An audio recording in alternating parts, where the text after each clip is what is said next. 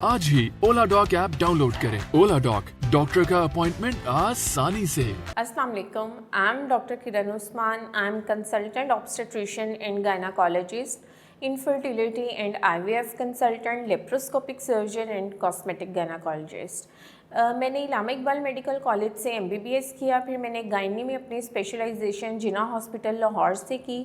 तब से अब तक मुझे ऑलमोस्ट इस शोबे में 15 इयर्स हो चुके हैं और मैं डिफरेंट हॉस्पिटल्स में काम कर रही हूँ। आज मुझे जिस टॉपिक को टच करने का मौका मिला है वो है, अगर कोई पेशेंट जो मैरिड हैं और उनको पॉलीसिस्टिक ओवरीज डायग्नोज हो चुकी हैं और वो कंसीव करने की कोशिश कर रही हैं और कंसीव नहीं कर पा रही, तो इस वीडियो में आपको सब सवालात के जवाब मिलेंगे।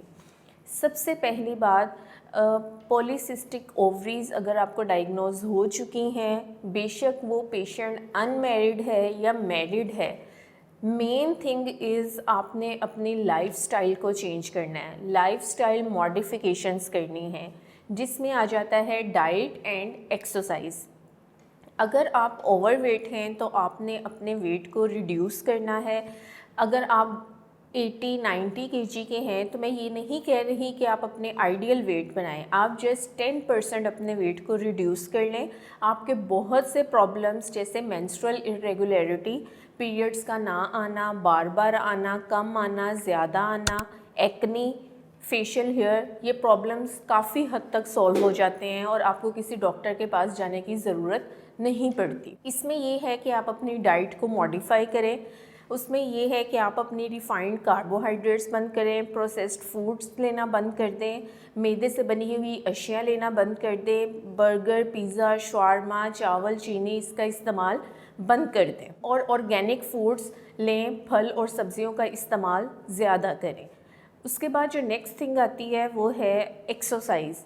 आप daily 5 days a week walk करें for 30 to 35 minutes. As a mother अपनी बच्चियों को इनकरेज करना चाहिए कि वो काउच पर बैठकर गैजेट्स यूज़ करने की बजाय आउटडोर एक्टिविटीज़ करें, ताकि उनका लाइफस्टाइल सीडेंट्री ना हो। वो पेशेंट्स जो शादीशुदा हैं और वो कंसीविंग के लिए ट्राई कर रहे हैं, तो इसमें मेन प्रॉब्लम ये होती है कि आपके एग्स नहीं अच्छे बन रहे होते हैं, आपके हार्मोन्स काफ़ी डिस्टर्ब हुए होते हैं, इंसुलिन रेजिस्टेंस डेवलप हुई होती है, मेल हार्मोन्स ज़्यादा हुए होते हैं, फीमेल हार्मोन्स डिस्टर्ब हुए होते हैं। तो इन पेशेंट्स को चाहिए कि वो अपने डॉक्टर से कंसल्ट करें और ताकि वो उनको प्रॉपर्ली गाइड कर सकें। और वो जब भी अपने डॉक्टर के पास जाएं, डॉक्टर को चाहिए कि वो अपना सबसे पहले उनसे क्लियर कट पूछें कि वो पीरियड्स को ठीक करना चाह रही हैं या कंसीव करना चाह रही हैं, क्योंकि अगर हम पीरियड्स को रेगुलर करने के लिए जो मेडिसिन्स देती हैं वो कंट्रासेप्टिव पिल्स होती हैं, उनसे मज़ीद कंसीविंग नहीं होती। तो अगर पेशेंट कंसीव करना चाह रहा है तो हम उन्हें हार्मोनल थेरेपी देते हैं, जिससे उनके पीरियड्स भी रेगुलर हो जाते हैं और वो कंसीव भी कर जाती हैं। अगर उनमें एग्स बनने के प्रॉब्लम हो रहे होते हैं तो हम एग्स बनने के लिए कुछ मेडिसिन्स देते हैं। अगर मेडिसिन्स ना इफ़ेक्टिव हों तो हम उसमें इंजेक्शन सेट कर देते हैं। फिर हम 12 डे पे अल्ट्रासाउंड करवाते हैं टू सी कि मेडिसिन्स का इफ़ेक्ट आया और हमारे पास डोमिनेंट फॉलिकल आए कि नहीं आए। अगर ये सारे ट्रीटमेंट्स फेल हो चुके हों तो हम इसमें एडवांस ट्रीटमेंट्स की तरफ जाते हैं, जो कि है IUI एंड IVF।